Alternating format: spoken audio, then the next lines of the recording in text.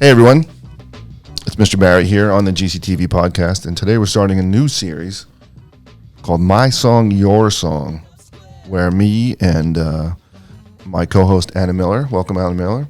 Hello, welcome. We're going to talk music, and we're going to introduce each other to the music that we each listen to, because we seem to be doing that on a daily basis when we see each other anyway, right? Yeah, so I figured, why don't we get in here and actually discuss music, play music, see if you can turn me on to something that you love and see if I can turn you on to something that I love. Sounds fair? Sounds fair. Okay, cool. I could tell when there's a music student in the building, Yeah. you know, and not even someone who's in the music program, just someone that's into music. There's just something about us that's a little different, and I know music people right away. So who and what got you into music? Well, whenever we were like in the car, there'd be music playing, and like me and my sisters would just like sing along to it, and like my parents would play the music that they liked, and I didn't like it because I was like 4, but I like it now, and I don't know, it was just always encouraged to, you know, be, I guess, into music. Right. And When you're sitting there listening to music in the car, though, I mean, I did that too. Obviously, I had 3 kids, and I played music in the car forever, and you know, it sinks in though, don't you think? yeah. Over the years, you know, I mean, I played my music for my daughter all the time in the car, and then I would make exceptions, and then I would put what she wanted on, of course. But you know, now my daughter and I are going to concerts together fairly regularly. My house was always full of music. My brother is 8 years older than me, which is a big difference. But I was born in 68. He was born in 60. So he listened to the music of the 60s and the 70s, and then he was a guitar player, and he was in a band, and he was in many bands, and he was sitting up there in the room practicing guitar every single day after school. So I had no choice but to listen to the classic rock of the 60s and 70s, and I loved it. It wasn't a problem with me. But that's where he introduced me to music, and he took me to my first concert, you know, which was The Who and The Clash, which I'm so thrilled to say that I saw The Clash at Shea Stadium. I was 14, I guess. So and that was it. Once I saw that show, I knew that music was in my life, and live music in particular was in my life. I still love going to concerts. All right. Anyway, let's talk. So I thought for our start, the first thing we would do today is pick your favorite. So the song that I picked is called Scarlet Begonias. It's probably my favorite Dead song. This is the recorded version from an album called From the Mars Hotel. The Dead are not big on their studio albums. Yeah. They're a live band. They always were a live band. But some of their studio stuff is really, really nice and really, really recorded well. They're always interested in exploring new sounds. Scarlet Begonias has a really cool little vibe to it. So, Walking round Grosvenor Square, not a chill to the winter, but a dip to the air. From the other direction, she was calling my eye. It could be an illusion, but I might as well try. Might as well try.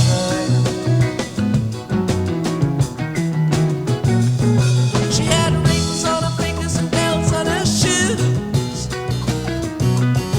and I knew without asking she was into the blues. She wore scarlet begonias tucked into her curls. I mean, Right away, it's bouncy. she was not like other It's happy, girls. you know.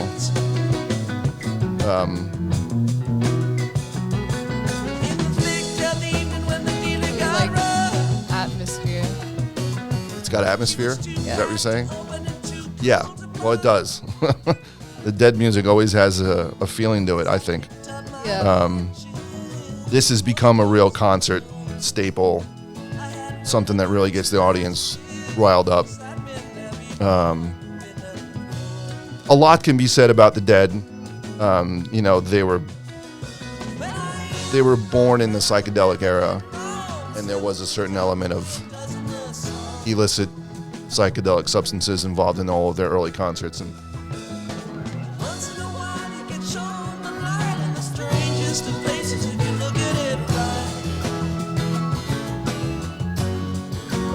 But to me, it's all about the music. I love the crowd. I love the fans. They're a great bunch of people, but the songs just resonate with me.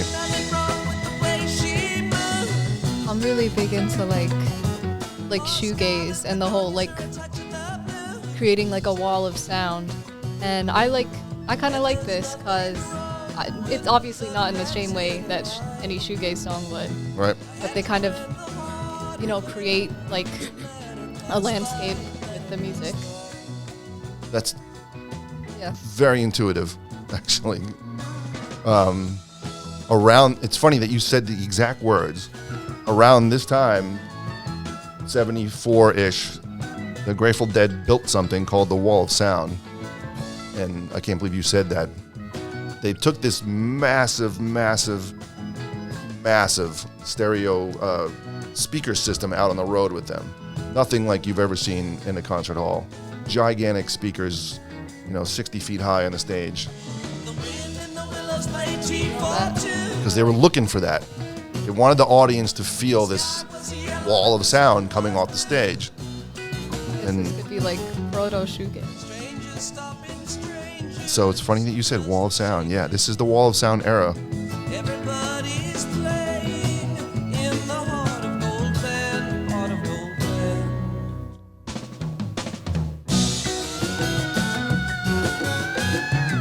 Yeah, that's Donna Jean. She was a singer in the band for a little while. She liked to howl.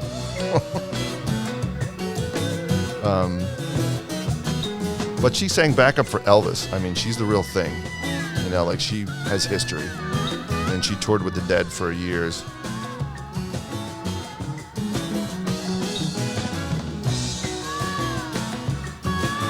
Sometimes she would get a little too much on stage. I never saw her live. I saw her live once when she guested recently, but I never got to see Donna sing with the Grateful Dead. My brother did. All right. That's Scarlet Begonias. Written by Jerry Garcia, who is the lead singer and guitar player.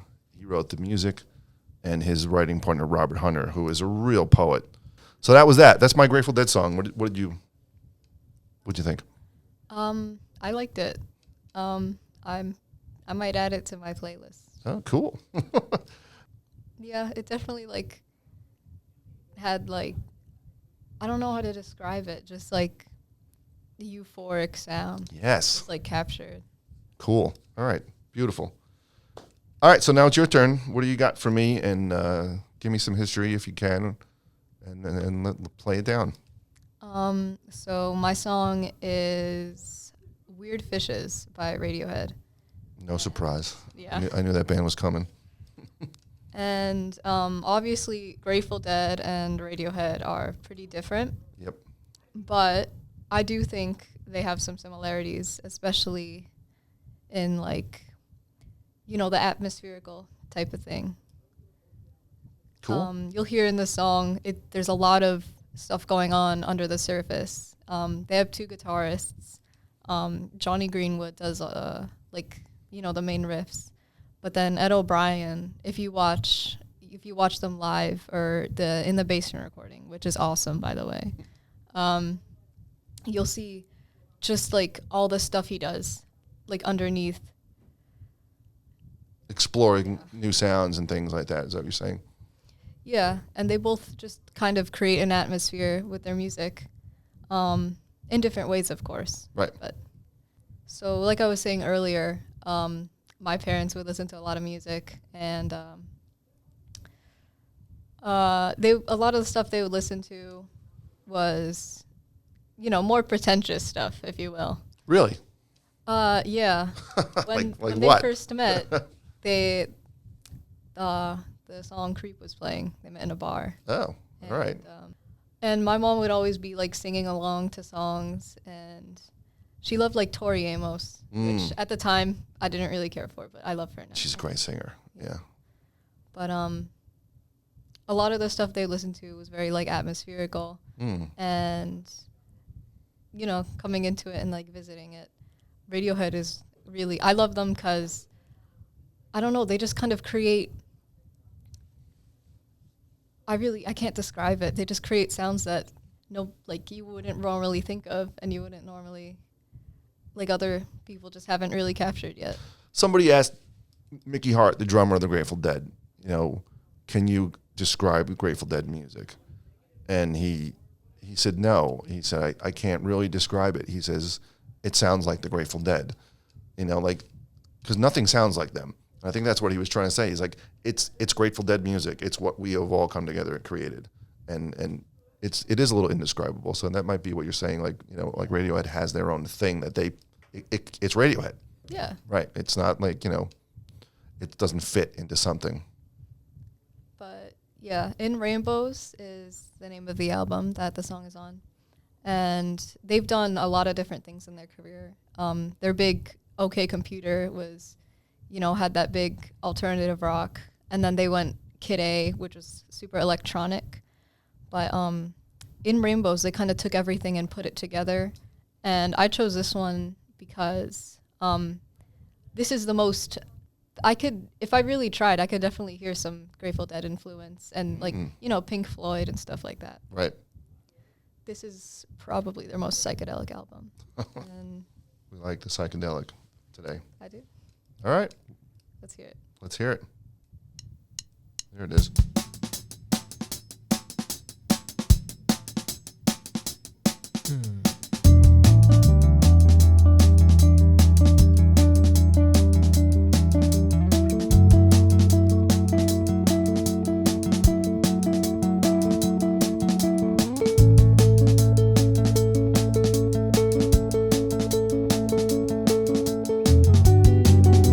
Like a long introduction to a song. Build up. Yeah. Build up. Get me there.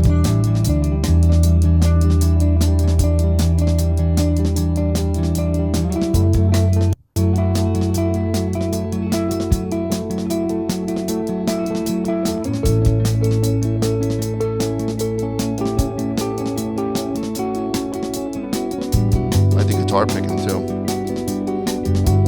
Dreamy.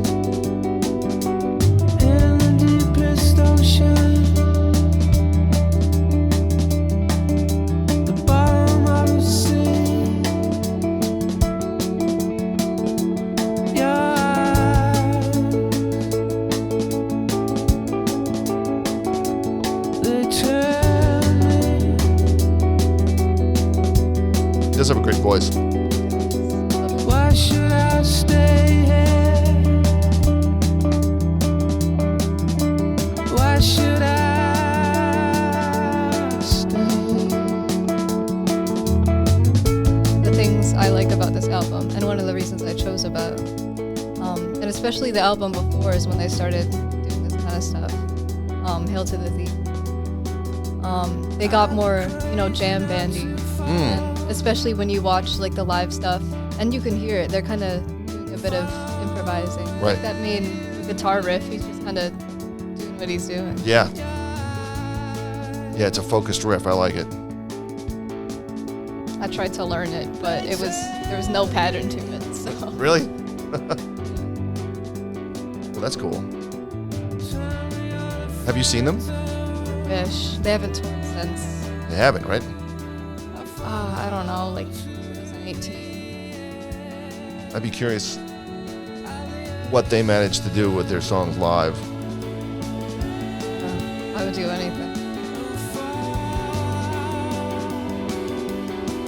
There's a lot of U2 in this band too. I especially the harmony with the singer in the background reminds me of Edge and U2 singing harmony with Bono.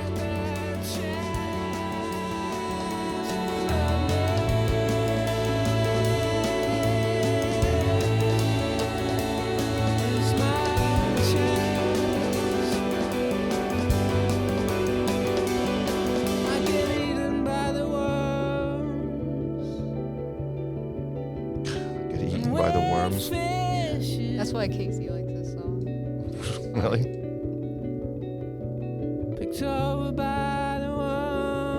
Look at the Pink Floyd reference.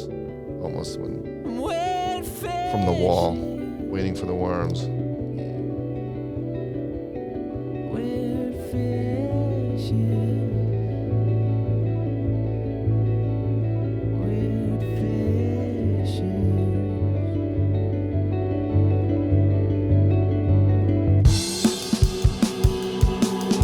That little interlude is real. It's a weird thing I'm going to say. It's real pretty. That little piece in the middle there. Yeah, they get really pretty. Really. Again, I can't think of any words to describe. Which is a term that people don't use in music too much for rock and roll, but they should. I've heard the Dead play beautiful things and real pretty things, and that little interlude was just pretty. Like, I don't know, like in my head it's like shines. Nice.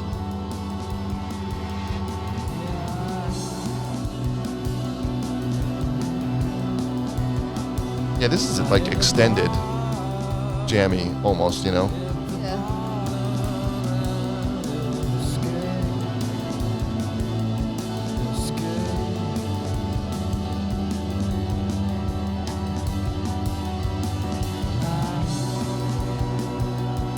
What does your sister think of the drummer? It's good. I think he's really good. I don't think she really pays attention to that stuff. She No? she As a likes the drummer? music. But she doesn't know this song. She doesn't? She does. She does. On the drums.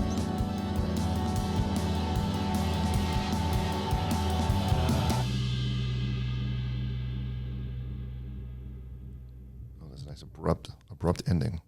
And that's the song. Cool. I mean, I like that. I like the way it sounded. I like the way where it went. It built. I like the fact that it built. I think there's probably some interesting lyrics going on there, which I would love to read. And I've always liked his voice. That solo version of Creep that is out there of him just singing that by himself is really extraordinary. Yeah. I've heard that many. I'm sure everyone's heard that, and I'm sure Radiohead fans are like, oh yeah, I'm sure you've heard Creep. But I've had people, not just you, my daughter's best friend, Ezra, has been bugging me about Radiohead for a long time. Yeah. She's like, you should listen to Radiohead. You would like them. And I think my problem sometimes with Radiohead is a critic band. Yeah. For sure. The critics love Radiohead. And like they can, whatever they do, the critics seem to love. And sometimes that turns me off, and I know it shouldn't, because... That definitely turned me off in the beginning until I gave them a shot, and now they're my favorite. Is that right? Is that it? That's funny. Yeah, because it's like, all right, like I've always had this argument with my music friends about Nirvana. It's like, I know Nirvana was excellent, and I know that they helped redefine rock and roll in a certain genre. And there's the bell, but we'll finish up in a second. But I don't think they saved rock and roll. I think grunge kind of saved rock and roll, and I thought Nirvana got this title of the saviors of rock and roll. And it's like, well, no, those three guys weren't the saviors of rock and roll. The whole Seattle grungy movement propelled rock and roll. So sometimes when I hear statements from critics, I get turned off, and maybe that's what turned me off about Radiohead. Because what's different about Radiohead, in my opinion, is that nobody really, I mean, people do what they do, but nobody does it like them. Right. They're kind of trendsetters. They change too. They change a lot. Which is important, I think, for an artist to evolve and change. I mean, they've already kind of achieved some sort of like legend status, but maybe in a decade or two, they'll be held to the same standard as like the Beatles. Right. They need to be in the Rock and Roll Hall of Fame. I imagine they're Absolutely. not. Yeah, and they're probably eligible. Their first album had to be 20 years ago. Had to be more than 20 years ago. 1993. Oh, so yeah, well, they wait. Don't get me started on the Rock and Roll Hall of Fame. Yeah. All right, well, look, it's going on 25 minutes, which is long enough for a music podcast to go. I think we're off to a good start. I turned you on to a good song by The Dead. You turned me on to a good song by Radiohead. Yeah. So that's the goal. So we're going to do this weekly, and I don't know what the theme is going to be next week, but we'll choose something. And for GCTV, for the podcast, this is Mr. Barry and Anna Miller. And join us next time for another episode of My Song, Your Song.